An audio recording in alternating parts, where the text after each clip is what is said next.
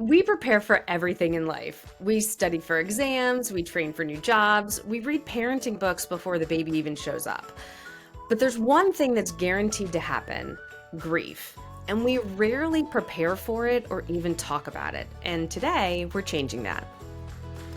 We are going to be talking with Lisa Keefauver, who is the author of Grief is a Sneaky Bitch. And this book has been so helpful to me as I have been on my grief journey since my mother passed away. And it just really helped. This book helped me know that I wasn't crazy. And so I really recommend this to everyone. Can I say, Danielle, before I get to the big talk question, I was very proud of you in this interview. I think you showed up in just the most beautiful way. I know how hard it was. I think you held off on any sort of tears for like a good half of the episode, which was very impressive, given where you are. And I'm thankful that you're willing to share in this way, because I imagine it's difficult to experience, let alone let all of us kind of hear it, right? We're not accustomed to having these conversations. And that's kind of what I want to do. I want to give people permission to have these conversations and to be really honest about the feelings that you're having, because I think we're silenced too much, or we're conditioned to not talk about it. And that's what I really love about Lisa. Gives people permission, and she's also pretty funny about it. There's a lot of humor in this book, to talk about the things that are real and not having to pretend like we're all okay. Mm-hmm. So here's a big talk question that you could use with someone who maybe experienced grief, and just ask them, what is something that you wish you knew about grief before you were in it? I think that would be a great way to learn a little bit about the human experience and maybe be a little bit more prepared yourself. So enjoy our conversation with Lisa. Lisa, welcome to the Opposite of Small Talk. Thank you so much, both of you, for having me today. I'm really looking forward to our conversation. So I want to start off to say this is probably going to be a little bit of a rough episode for me. And I really, really appreciate the work that you're doing. So my mom passed away just over 6 months ago. And I was in a bookstore just looking around for books, and found your book. And I saw it and I was like, oh, I think I need that. And I took it home and I didn't read it for a little while, and then started reading it, and it made me feel sane, if that is something that you can feel when you're going through deep grief, because I didn't. Yeah. And it really helped me to feel like, oh, this is all normal, as much as abnormal as it feels, and as hard as it feels. Like, oh, the things that are happening right now are okay, and other people have gotten through it. Yeah. So I want to thank you for putting this out there and making it so accessible, and then also coming to talk to us today. And I want to also say that, like, we did an episode on grief a few years ago, and we don't generally talk about the same topic again, but it's so different once you've gone through it. Yeah. And I am in the midst of it now.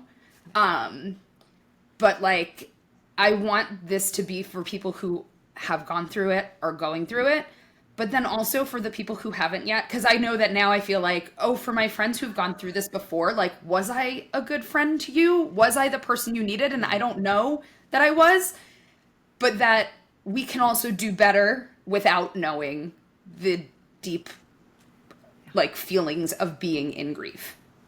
Yes. Yes to all of that. Yeah. Yes to all of that. Do you want to share your mom's name with us? Susan McCombs. Susan. And can I share then what you also shared with me? Yeah. So Lisa had asked me that question, which is such a nice question. I feel like that gets lost a lot of times when people ask me about her, want to know about her. Yeah. And so I wrote back and I said her name was Susan, and she was just the kindest human. And then Lisa wrote back and told me that her given name is Susan. Oh. Yes. And I am looking for all the Susans I can get in my life right now. So I am once again, like, very excited to be connected with you. It just felt like one of those moments where I was like, okay, yep. I'm doing the right thing. Awesome. Well, thank you so much. And thanks for bringing Susan into the room. And maybe if we have time, I'll get to the Susan story Wyatt, Susan, and Lisa. But anyhow, yeah. So thank you for being here. And I want to start with the way we start with all of our guests is tell me a little bit about you and how you've come to do the work that you do. Yeah. Thanks again for both of you for having me. And I always love slash dread this question because I think it really comes down to a lot of the work that I do, which is narrative focused, narrative therapy focused. And so when we answer a question like, how did you get here? There's a million experiences that I've had. And what we do as humans is we tell a story, mostly a cohesive story. So we pick the pieces of experiences that fit the narrative that gets us here. I'm just sort of being meta for a moment because that's kind of what I do with grievers, to unpack some of the stories that we build that get in our way or that keep us stuck. But I'm showing up here today sort of personally and professionally at the intersections of those two things, being someone who calls themselves a grief activist. I found my way to social work a little bit later, though I always knew I was going to be a social worker. I wasn't 29 or like 30-ish when I went back and got my master's in social work. But as a teen, I experienced a really harmful trauma, and the helping profession at the time and the family members, though they love me, really failed, really missed the mark on how to show up in the wake of that trauma. So I had always had this inkling that there's got to be a better way to show up for other people. I had a really sustained meditation early on, even before it became my professional sort of sustained meditation, which is how do we hold space and bear witness for one another in the darkest times.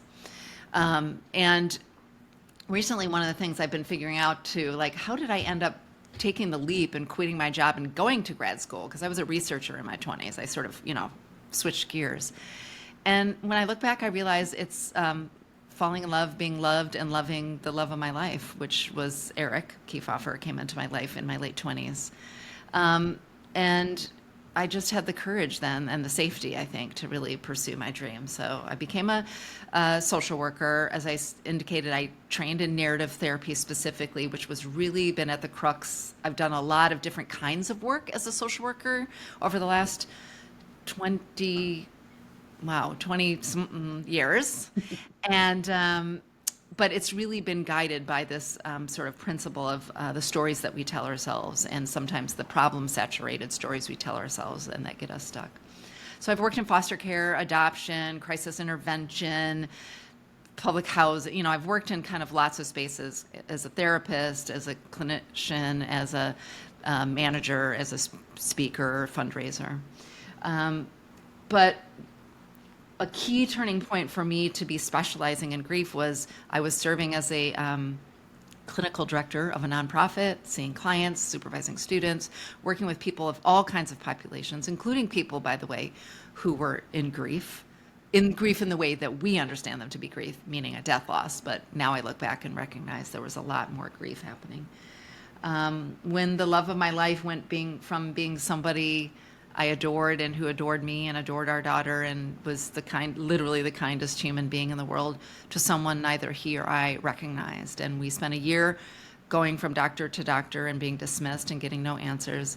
We spent a year falling apart because he became scary and difficult and problematic, to the point where I was making safety plans for myself and my daughter. This was a man who had carried spiders out of the house. You know what I'm saying? That to this transition.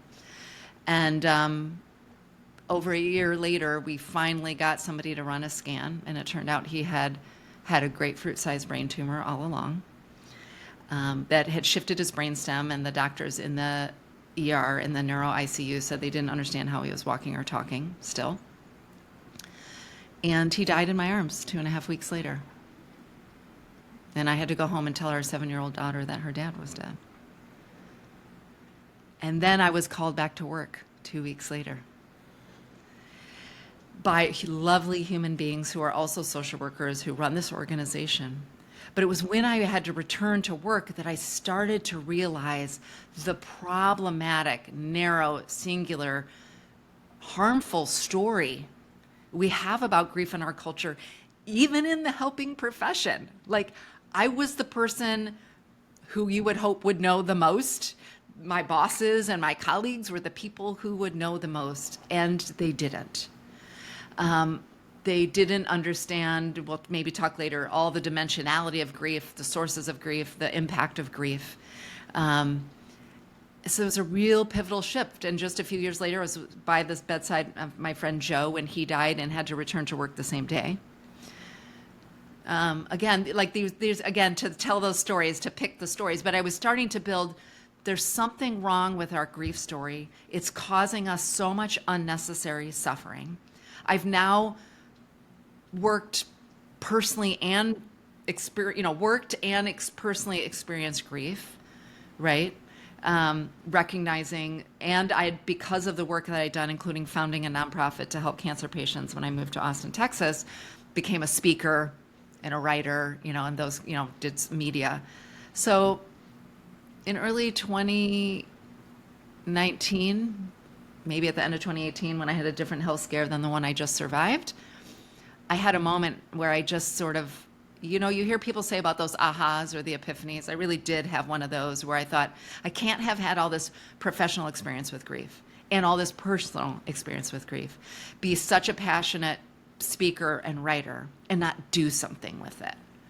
And though I don't recommend the kids do this at home, I then just quit my job without a business plan and launched a company called Reimagining Grief. And my mission is to change the narratives of grief one conversation at a time, right? And I've been doing that now for 6 years, and maybe we'll dive into it, but it's looked like a lot of things.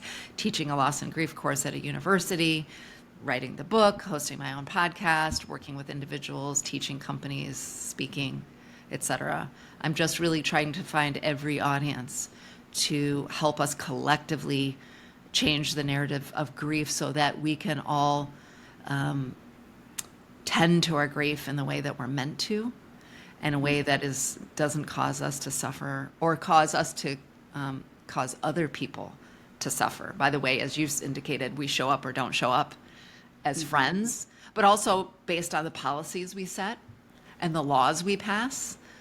I'm not going to get into it today, but people are always pushing back at me like, why do you talk about laws and policies and sometimes politics? Well, grief is political, because our understanding of what constitutes grief, what is the impact of grief, then shapes the bereavement policy leaves we pass, who's qualifies, et cetera, et cetera. So that's the winding story. I'm trying to summarize 54 years of my life there, but I do feel that I was attuned to these pivotal moments in my life and paused periodically to look back and say, like, what are the themes? What are the pain points? What is my skill sets? What am I here to do?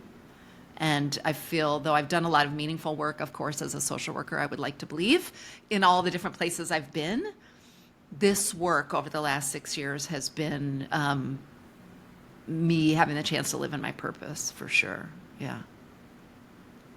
Well, I want to thank you for finding that purpose. And as someone who also just quit their job without a business plan, sometimes it works. And, I think, and you're putting good stuff out into the world. Yeah.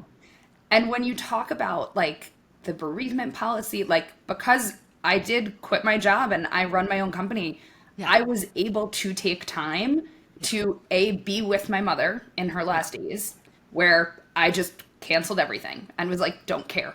I don't, but I was able to do that because I wasn't answering to somebody else who said, what else is, I wasn't worried about the emails I hadn't responded to. Nothing else mattered.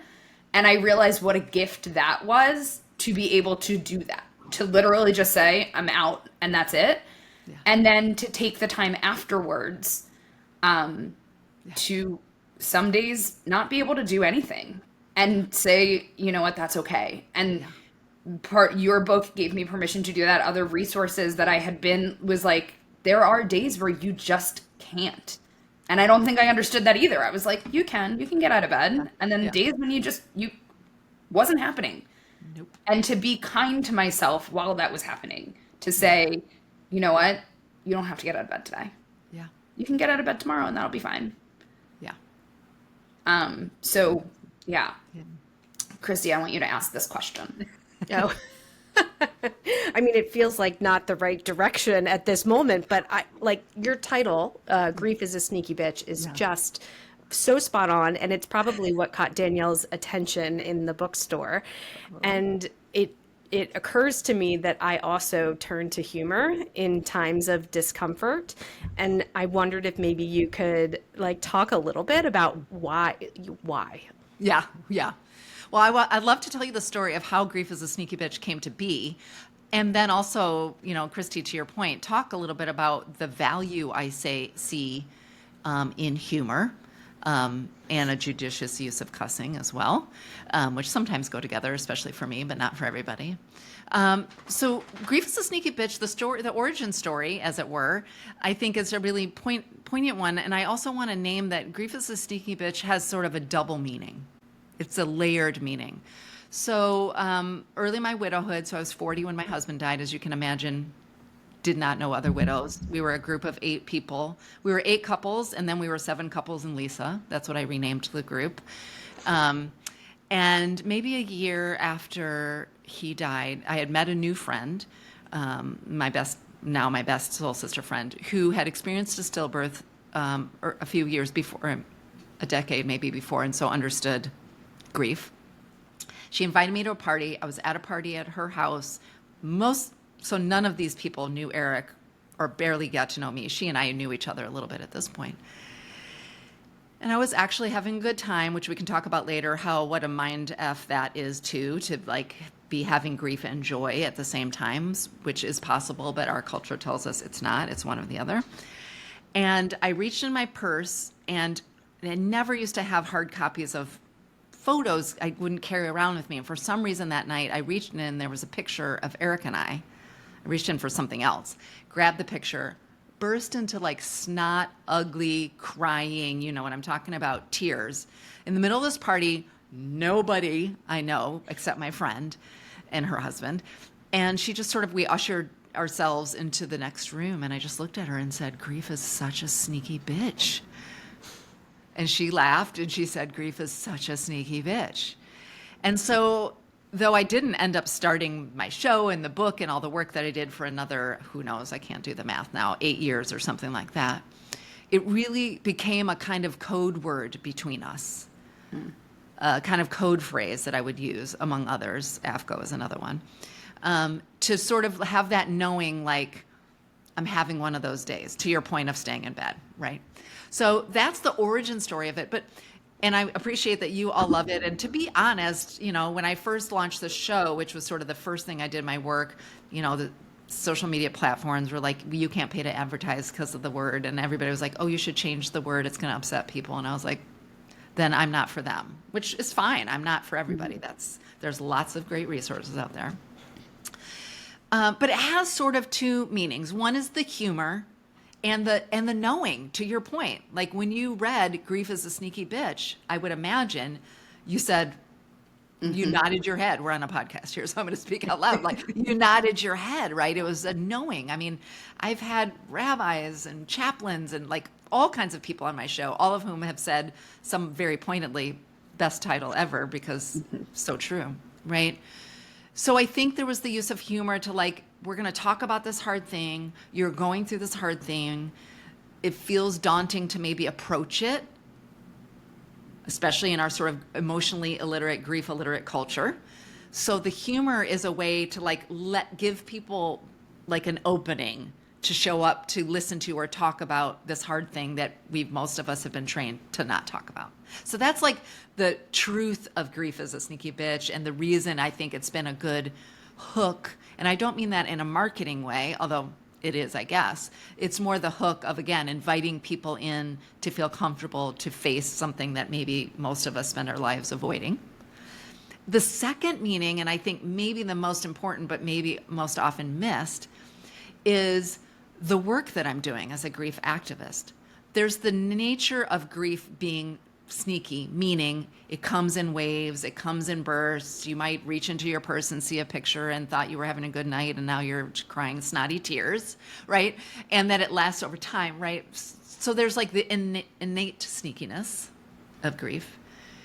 But then there's the problematic sneakiness of grief because we live in a grief illiterate culture that tells a lot of problematic stories, like grief is a problem to be solved, that you're supposed to do it alone, that it ends very quickly, that you can just move through 5 stages like some sort of to-do list. You know, all the myths that we might debunk in our conversation today, that it's just about feeling sad and it's only for people who died. And, you know, all the myths, by the way, in case you missed that, these are all myths about grief. So then we have this story out there that we learn from our families, our parents, the media, our laws, our policies, our friends. And then we have what we actually go through in grief. And the gap between the story we tell about grief and the lived experience of grief causes so much unnecessary suffering, and it makes it feel sneaky, because we're all walking around in our grief thinking, oh, I'm just gonna like work it like a to-do list, I'm gonna just suck it up and get through it, and then I'm gonna be on the other side. And then when that doesn't happen, because that's not the way grief actually works, we feel, like we end up suffering in it. We feel like grief is sneaking around on us. So that gap is the other reason that I think Grief is a Sneaky Bitch really gets at that idea of the gulf between our narratives or our stories about grief, and what we actually experience. And my goal in all of my work, the show, the book, teaching, working with individuals, courses, is to kind of help us individually and collectively shrink that gap. Mm-hmm. Is grief going to be easy? Absolutely not. Can it be more meaningful? Can it be more communal? Can it be more collective? Can there be more tender care and compassion and humor and cheekiness? Can we live with grief and joy? Can we be resilient and still need a break? Can we be grateful for what we have and grieving what we lost? Right? Those are all things that we can do, and we can do it with much more grace if we kind of shift or reduce that gap. So that's a long answer, but I hope it was helpful in thinking there's the inherent sneakiness of grief, which I really wanted to name, because we have a story that like you just march along a path and then you get there. And also that it doesn't need to be as sneaky as it is if we actually turn towards it and talk about it in the ways that it actually is versus the way we sort of wished it would be. Yeah. And if it was called Grief is a Really Terribly Horrible Thing That You'll Never Get Over, I don't know that I would have picked it up. Probably not. Probably not. And I just want to name, in case we don't get to it, we don't get over grief, especially if it's a profound loss, but it doesn't stay the same. You know, so another title could have been like Grief in Its Sneaky Winding Road. You know what I mean? Like, it's not that it stays the same, but it doesn't go away. And yeah, if I had said grief really is hard and difficult and you're going to be dealing with it forever, I don't think anybody would listen or read my book, or I don't think I would change any minds or change the cultural story either. I love the phrasing that you used, that we're a grief illiterate culture. Yeah. And for an experience that 100% of every person will have, like, why is it that we don't gravitate to learning these things even before they happen? Like, why don't we talk about this more? Yeah. I don't know that I'm the one who coined it, but I've definitely been talking about grief illiteracy. My TED Talk was much about that as well a few years ago. This is, again, I think, first of all, because I come from this narrative lens. I see the world in stories, because actually humans are storytelling creatures. We need stories to feel connected, to survive, and even to thrive. Belonging is, forget Maslow's hierarchy of need, belonging is our actual core need, right? So the stories that we tell are important. And some of the reflections that I've had on why and when I say we, I'm speaking as somebody who lives in Western culture, which isn't just the United States, because Western culture has permeated the world, but I want to name that not all cultures live in this. And even our culture, meaning America, for whatever that's worth, looked different in terms of grief maybe 200 years ago than it did now. Some of my hypotheses about our grief illiteracy, I mean, first of all, is I think as humans, we're trying to survive and thrive. And so we have a physiological sort of impulse to turn away from danger. So I do think there's just like a innate, like, I don't want to face danger. And when I say danger, because culturally we've treated emotions as a problem and as dangerous. So I'm going to answer this, but it comes in these kind of webs that are interlocking, or you imagine many Venn diagrams all showing up together. I think we live in a culture that is very emotionally averse. Part of our cultural story is we pull ourselves up by our bootstraps, which of course is a false story. And we have very much a story of individualism. Okay, well, a story of individualism, a story of perfection, not progress, of destinations, not journeys, right? Does not really fit with the messy, nonlinear. It's not something to be fixed. It's something to be lived. It includes a lot of messy emotions most of us don't have practice, being with. And to be frank, it doesn't fit capitalism. Capitalism requires never-ending productivity and consumer consumption. I know I'm going to get some backlash from this from people. There's a lot, and modernity. It sort of clashes with modernity and capitalism.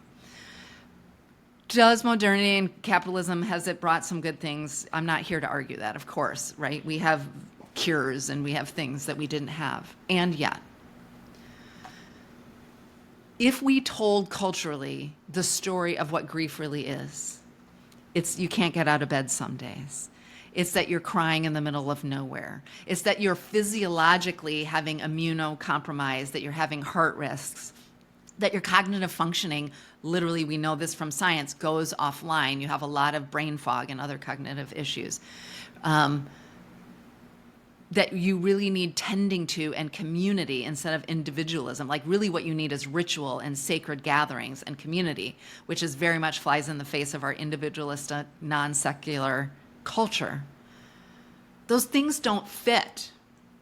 I'm not saying that a bunch of men in the whatever sat around a table and said, like, let's collectively tell a story of grief. But that's what's happened. We don't live in the communities. If somebody died, you might have lived with your grandparents and your parents and your neighbors, and you all lived together. So you had ritual, you had ceremony, you understood what it looked like to see a griever, and that it was messy and that it kind of would ebb and flow. So there's like all the natural ways grief is, and then you plant us in a culture with just, and I've only scratched the surface, but some of these sort of, again, laws, beliefs, cultural stories and myths about individualism, about all of these things, systems that require you to get back to work ASAP, don't really fit with the lived experience. And so we tend to pathologize what people exhibit as they're, grieving, as they're mourning. Mourning is sort of grief on the outside. And so that's really the work, and not just me. Thankfully, when I started, there were less people. There's a lot more people doing the work now, which I'm really grateful to have so many colleagues in this work. But that's really our work, is we really are, my work in particular is trying to go at two angles. I'm really trying to change the narratives of grief to create a more grief literate world, both at the individual level. So I work with individuals one-on-one and also in small workshop series, because so much of their suffering is because they're measuring themselves against this grief illiterate story, but also working with organizations. Like, how are you reinforcing this problematic grief story with your policies, with your practices, with the nature of the shape of your work, how you show up, right? So that's the long, maybe short story of our grief illiteracy. I see it changing a little bit. It's not anywhere where it needs to be. And of course, we're in a time of collective and massive cumulative and collective grief. And so those are times where we tend to move back into more survival mode than being more in a thriving or a shifting of culture mode. But I'm hopeful, otherwise I wouldn't still be doing the work. It's really important to me. And Kristy, you're right. I mean, I joke sometimes that my favorite party opening line is, "Hi, my name's Lisa. 100% of us will experience grief multiple times in our lives, and we're all going to die. Nice to meet you." And I joke, and I get invited back to parties occasionally. But to your point, this is the thing we all do. So it seems, and sometimes it takes for us to go through it, Danielle, as you said, it's so absurd that we have an illiteracy around this thing that all of us go through. Like, I don't care if you're a billionaire or you're a person who is currently unhoused, you are going to experience grief. Now, there's disenfranchised grief, and some people are going to be more disproportionately experiencing losses because of some of our systemic failures. So I'm not saying everybody experiences the same losses, but everybody will experience multiple forms of grief in their life. And so grief illiteracy isn't just about sort of helping the individual that I work with feel better. It's really about shaping different systems, because so much, in my estimation, one of the costs of our grief illiteracy means people haven't learned to be with the messy experience of grief, of holding many emotions at once, of regulating our nervous system, of practice, all the things that we do. And we then treat it, and other people treat it, as a problem. As I said, we pathologize it. But when we do that, we pretend it isn't there, we stuff it down, and then we end up inflicting harm on other people. We perpetuate a grief illiterate story to our kids or the people around us or the people we manage at our workplaces. But also, we know people who have suppressed emotions tend to have physical ailments. They tend to have issues with like disordered eating, addiction, sometimes violence, because there's like, their inner emotion turned outward. So I take this work really seriously because it's showing up everywhere we go, even if you didn't know that the person in the room has experienced a profound loss. I will say one of the things that I'm trying to do is just be really honest about where I am. And so when people are like, how are you? And I'm like, I'm a mess. And I'm going to be really honest about it. Like, I'm not okay. Like, sure, there are times when I'm okay, sure. But overall, I'm not all right. Yeah. And I want to tell people that, to give other people permission to also do that. Yeah. And Danielle, I think the thing that's been helpful to hear from you that I did not realize was part of the process is for you to describe sort of the cognitive impact of your grief. Yeah. Because it hadn't really occurred to me that would be a thing. Yeah. I mean, I don't know if it's helpful to explore kind of the 360-degree impact of grief, and cognitive is a key thing that I think, to your point, Kristy, we often miss. But Danielle, if I may, I want to piggyback on something you say. People are asking you, how are you? Here's what I invite. Question. It's a terrible question. So here's some things, and again, if you've asked it, because we all have, it's okay. Don't beat yourself up. Shame is useless in this point. Learn and move forward. Because grief fluctuates, especially in early grief, minute to minute, hour to hour, day to day, because it affects all these domains I'm about to talk about, I think we need to be more specific. We need to be more time sensitive, and we need to give more clarity. So if we're going to ask, versus, by the way, we could also just say, I'm thinking of you, I'm holding you in my heart. I can imagine it's hard. You don't necessarily have to ask the question. But if you're going to ask the question and check in, what if you said, how does your grief feel today? Or right now? Or if you like scales, you could do something like, on a scale of 1 to 5, where 5 is the heaviest, what number is your grief today? And again, today. So it's the time specific, and it's something. Or like, how is your body feeling in grief today? Right? Or like, what does your soul know about grief today? Or how's your brain in grief today? Right? Get specific and time sensitive. And be prepared that they might not have an answer, or that the answer is going to change. And even if yesterday the answer was it was a 1 and today it's a 5, that person isn't going backwards. Grief is just a sneaky, spirally thing. So just offering that to all of us. Get specific, get time sensitive, And if you're doing it by text, always when you communicate with a griever, remove the burden from the griever. So I always say, I end every text, even years later, if I'm checking in on somebody's anniversary, the anniversary of someone's death, thinking of you, I'll say, I see you, I hear you, I'm holding you in my heart. I wanted you to know I was thinking about your mom, Susan. I'm here to listen to stories if you want to share them. I'd love to hear them. And you do not owe me a reply to this text. Yeah. The Yeah. open-ended questions yeah. are hard. They're hard, and they and put then the when- burden. And when you cognitively cannot focus, you can't answer a text. It is Yeah. like the hardest thing in the world is to write back, I'm a mess and this is not okay. Or just to even say, okay. Like, Yeah. I will say the one thing, that heart emoji is so helpful because it was like the way that I could be like, I saw this and that's all I have. I only have the ability to give you a thumbs up or a heart emoji that I am recognizing that I'm understanding what you're doing, but I can't respond. That's the best I could do right now. Exactly. Thank you. Yeah. And Kristy, to your sort of point about the cognitive piece. So again, back to our cultural story, I think most of us think that the cultural story around grief and grief and the impact of grief is that wherever it comes from, which again, the cultural story is usually death, but we grieve lots of losses, chronic injury, illness, terminal diagnosis, the death of a dream or a hope, relationships ending, lots of other things. But I think we've sort of presumed that grief is feeling sad for a while and then you get over it. But grief actually impacts our emotional, our physical, our cognitive, spiritual, and relational well-being. And for most of us also, by the way, our financial well-being, depending on the loss. That's a very different story to how do we show up for ourselves and how do we show up for other people when we know the sort of vast impact.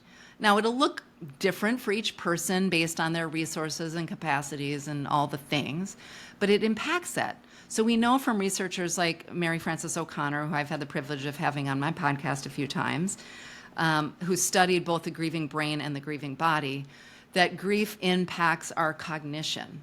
In one way to think about it, maybe in simpler terms, is grief is like a chronic stressor.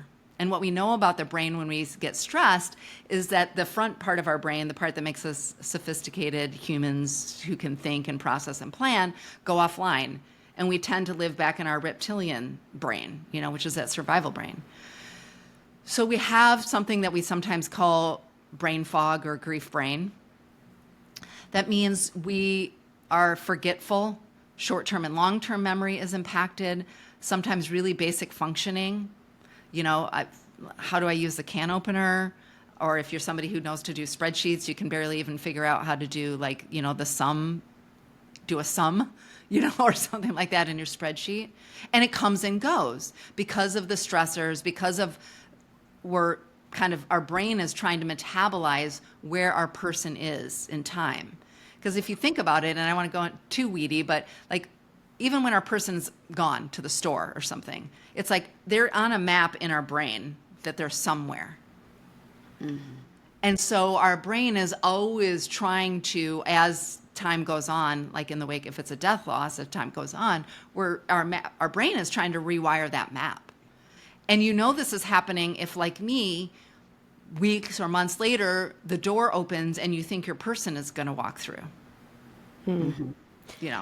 Danielle, do you have a specific experience? Well, no, but the thing that I will say is, in my work coaching, we talk a lot about we can rewire our brain, right? Yeah. And we have these neural pathways. Yes. And the thing that has helped me is the neural pathway that is the deepest in my brain is my mom. Yes. It was formed in her. So I can't just rewire that easily, right? Yeah. And it is a thing you have to remind yourself. I wake up in the morning and I remind myself that my mom's not here. And it hurts every day. And so I think that there's a part of that of when you forget some days. Yeah. And then it's oh, that happened. I want to tell her and I can't. Yes. And then you go through it all over again, right? Yes. Which is, again, it's not just the cognition that's happening there, but then that's also where the sneakiness comes. It's you think it's only going to be on the death anniversary or their birthday or Mother's Day, but it's also when you get the job promotion or you get married or so, it's those things. So I just want to name that something bad happens, yeah. right? They're Who's your, the person that especially would if it's tell? your kind of one of your primary people. Look, Yeah. grief brain impacts people of all kinds of losses, even if you have a chronic injury or you end up having, we have so many people with, autoimmune diseases that have completely wrecked and shifted their relationship with themselves and their lives. Like, it happens in lots of kinds of losses, but I think particularly when it's a core person, when it's a parent, when it's a partner, when it's a kid, it rewires your brain. And it's important for us to know that our brain does have elasticity, and to the work that you do, we can rewire. And you'll hear me say and all the time. It's through my book. It's tattooed on my body. And we can't just do the tricks. I'm going to talk about some skills and tools to use in grief today, but there's no bypassing it. If I ever hear anybody in the grief space using the word hack or biohack, I'm going to scream, right? Yes, there are tools that we can do, and yes, let's honor the very slow, messy, sometimes beautiful nature of grief. So there's all these ways it impacts our brain, which means it also impacts our bodies because, again, unlike our cultural story that our brains and our bodies are separate, they are not. This is all one superhighway.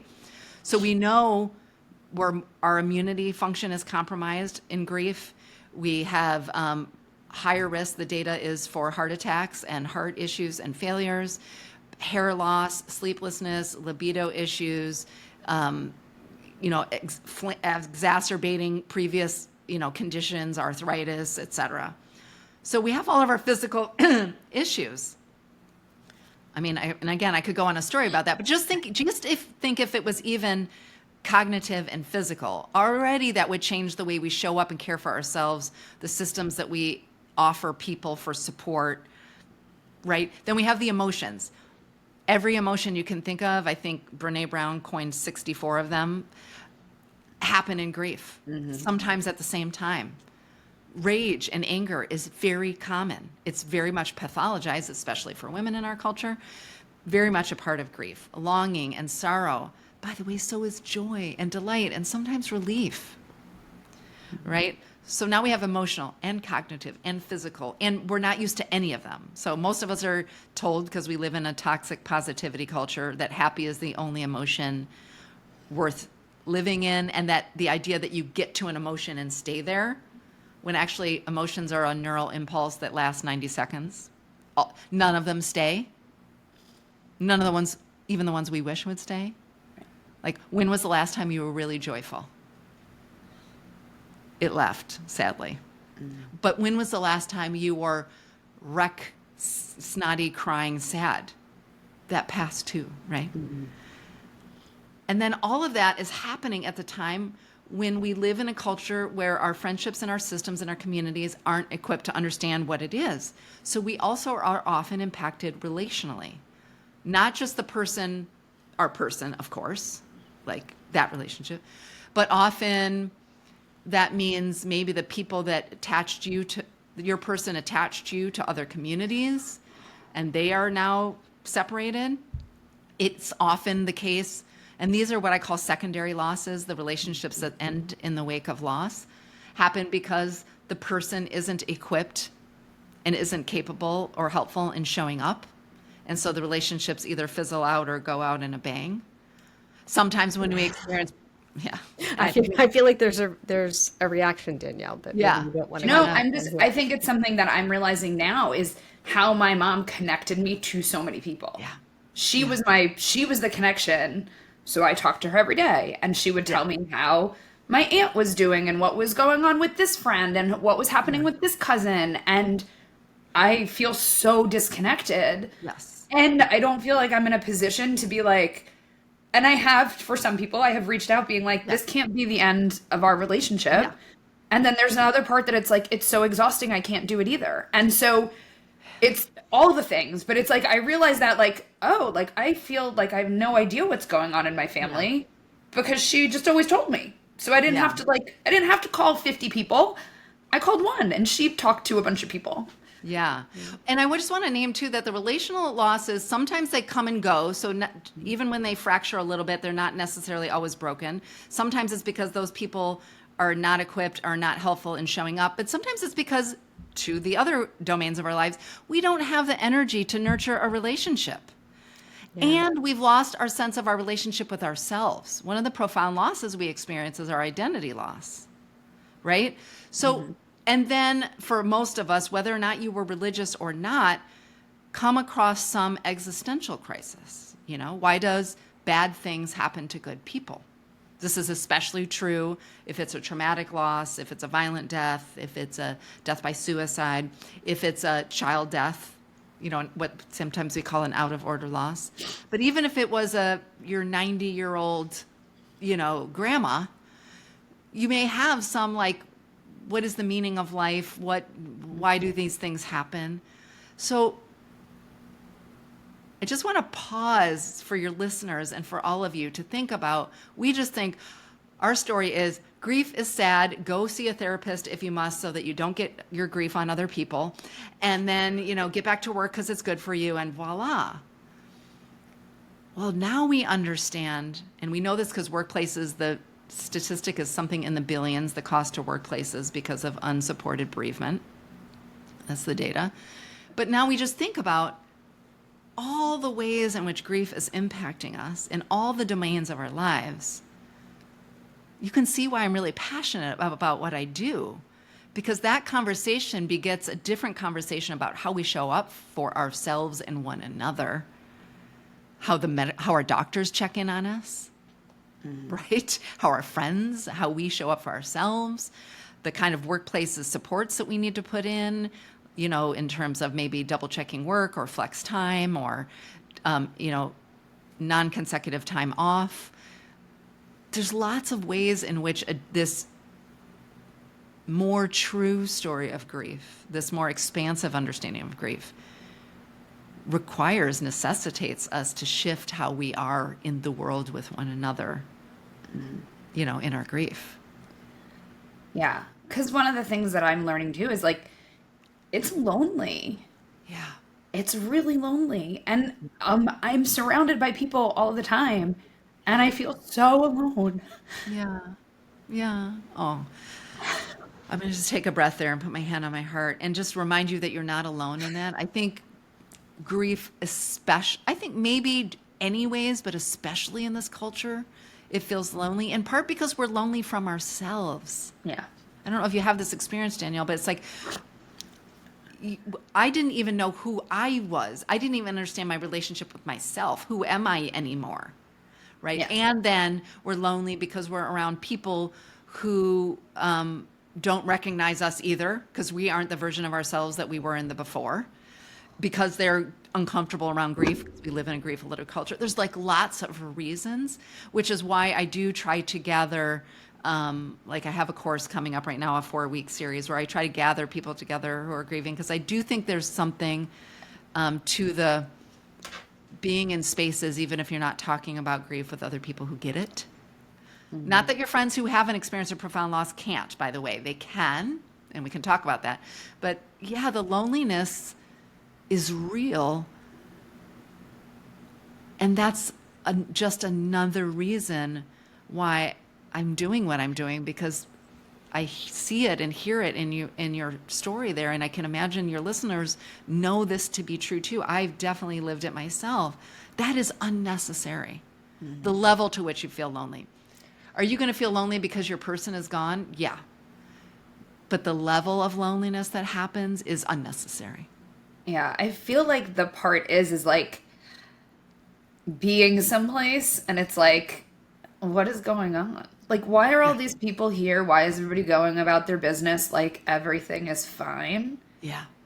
And showing up to the things that I used to do in just a different way. Like, I just don't have the capacity to be the Danielle that everybody wants to be, right? Like, because I am the person who is the life of the party. She's the Susan of, of their spaces. Of the group. Yeah. And the people, right, connecting everyone. And it's like, I just don't have the energy to do it. I don't. Yeah. And just giving myself permission to not do it as well has been, I think, because of the work that I do, I have a leg up on this in some way, right? Like, because I know that and I've worked on that part of it for so long, but it's still so fucking hard. So fucking hard. Yeah. Danielle, do you feel like you can, I don't want to say forgive, but are you okay with the variable ways that people have been able to show up, the grief illiterate friends and connections in your world? Do you feel like you're able to like be okay with that and realize that it's just that they're grief illiterate, or not? Like, how do you feel about the folks that haven't been able to show up for you in a way that you would have wanted them to? I mean, I understand it because I think that, like, I get that we live in a grief illiterate culture. I've known that, right? Like, yeah. And we've talked about that before. So I think on, like, that level, like, I get it. But there was a friend that I said to, like, this is the hardest thing I've ever gone through, and you have not shown up for me. Yeah. And she was like, I'm so sorry. Okay, what do you need? And has shown up. And it was being able to have that conversation. It wasn't a conversation, it was a text, because I don't think I could have said it in person, right? But said, like, this is the hardest thing that I've ever experienced in my life, and you not being here has made it harder. Yeah. And she immediately has shown up. And so I think that having the ability to say that to someone, knowing that, like, I know that's not her intention. Yeah. I know that wasn't her intention at all. And so that's why I was like, I'm going to give you a shot here. Yeah. Yeah. And I get it. Like, and there are some people that I realize, like, friends who have gone through this, and I don't feel like I showed up the way that I would have liked to, knowing what my experience is now, but knowing that, it's like, never too late. It's right. And that those people have shown up for me differently too, right? And then the next time that happens, that I'm going to show up differently for someone else. And those are the people who I don't know that I necessarily would have thought they would have been the people that I would have reached out to, but they are. Always happens. Kristy and Danielle, I want to reflect on two things you just talked about. One is the sort of version of that you're not the person you recognize showing up at the parties, but also, like, can we forgive, or how do we understand the people who don't show up? I really think it's important for all of us to grasp when we've experienced a profound loss, and this is true of a trauma, which, by the way, not all grief is traumatic, but all trauma includes grief. Story for another day. Is we're never going to be the versions of ourselves that we were in the before. So in a way, also what we're grieving is that version of ourselves that doesn't get to have the future path that we thought. I think that's important for us to know, because so many people, including ourselves, and I talk a lot in this course that I'm going to be doing, is a lot of the self-narrative. Sometimes we talk to ourselves with the mouth we would not talk to our best friends with. That's sort of the tagline, like, would you talk to your best grieving friend with that mouth? So we're not going to be that version of ourselves as before. It's important for us to understand, and it's important for our friends to understand, because I don't know if you listeners or you two have thought this or said it out loud, but I just wish they could go back to being the person they were. And we're just, because, like, maybe in a caring way, like, they're just so sad now, or they were not the life of the party, or whatever, not even in a malicious way. Like, we're not going to be that person. And we're not going to be this 6-month version of ourselves either, forever. Mm-hmm. I mean, the truth is, grief or not grief, we're always changing. We just live in a culture and story that think that we just are supposed to arrive somewhere and then be, but that's just, as long as we're alive, we're changing. And things are, ambiguous. Again, sorry, countercultural, but that's the truth, So you're going to be a different person. And it could be that down the road, you are a life of a party in a way that feels even more or differently wonderful, because you are able to channel your inner Susan in a way, right? So I think both are true. Like, you can grieve that you're not going to be the version who could see the world with your personal life and knew what that felt like, and the safety and the connection.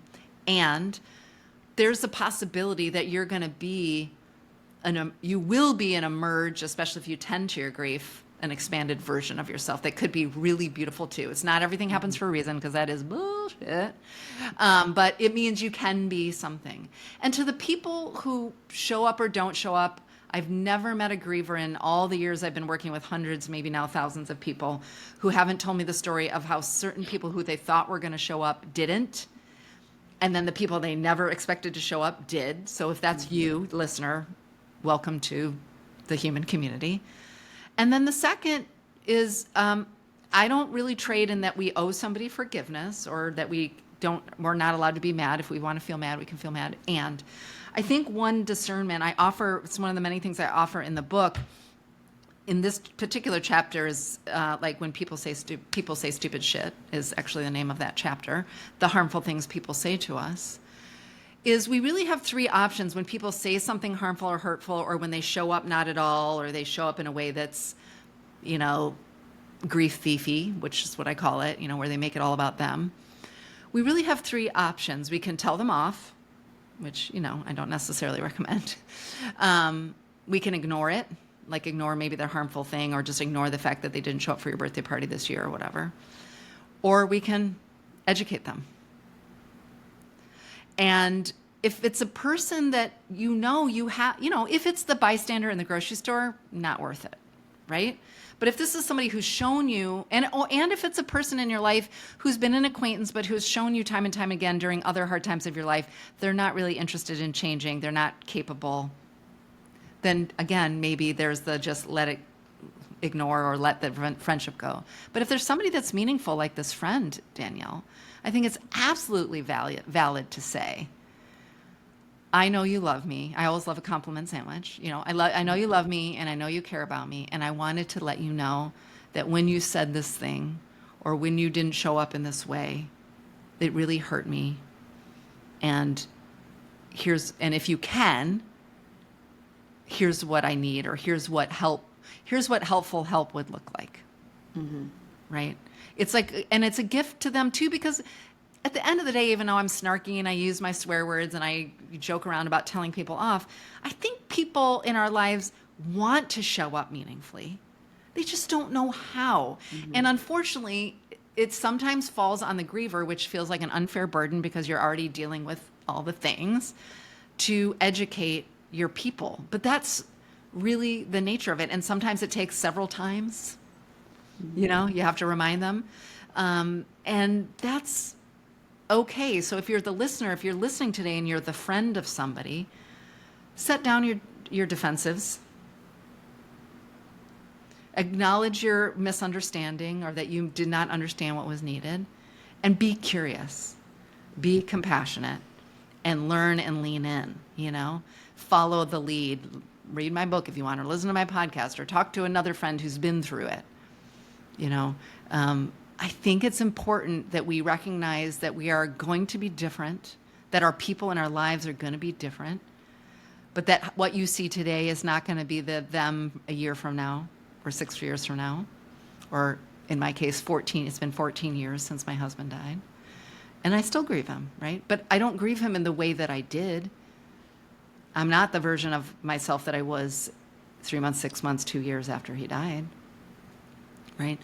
So that's, I think, a really important reminder for how we show up for ourselves and how we show up for other people, because the truth is the skills and tools are pretty much the same, right, mm-hmm. for showing up for ourselves and others. Well, Lisa, you touched on our tagline, which is be curious. And I think that is really something that people need to do, because I think people are afraid. And I get it. I get being afraid of saying the wrong thing or doing the wrong thing. And what I will say is show up. And if you do the wrong thing, it's okay. You did something. You will do the wrong thing. You will. I just want everybody to know, even me doing this work, you will show up and do the wrong thing. You learn, you apologize, and then you do it. I say show up, shut up, and listen, and keep showing up. That's my grief support motto. Thank you so much for being here. This was such a great conversation, and I really, your work has helped me so much in the last 6 months. I have recommended this book to so many people. I've just taken pictures and sent it to every grieving person that I know, which there's a lot of them. Yeah. And so everybody get yourself a copy of Grief is a Sneaky Bitch and read it for yourself before you go through it. Because I think that it can be really helpful. It was something that I was like, damn, why didn't I have this book on March 14th? When this started, but it's been really, really helpful. And I will also want to say that the way that it is written that you can, I read it from cover to cover, and you give everybody permission to use it however you want. I read it from cover to cover, and then the other day was like, what the hell is going on? Like, I can't understand. Like, I'm crying all day. I don't understand. And I went back and realized it was 6 months from when we like called hospice for my mom. And I was like, and I went back and I read the anniversaries, birthdays, and I went to that chapter and I was like, okay, this is all normal. And this is really helpful. So like, it's literally right here. I kind of carry it around with me, like my little grief Bible. And I really, really appreciate the work that you're doing. And thank you for having this conversation with us as well. Thank you both, Kristy and Danielle, and thanks for Susan for being in the room. And I just am grateful to know that it was helpful to you, and I hope this has been helpful to your listeners. And yeah, thanks so much for this conversation. It was really beautiful. If you want to have more opposite of small talk conversations, we can help. We've created a starter pack of big talk questions that you can download and use to ditch the boring small talk and create more meaningful conversations with the people around you. Get it in the link below. If you liked this episode, please subscribe and leave us a comment. Let us know what you think of this topic or what you'd like us to talk about next. Thanks for watching. Stay curious and talk big.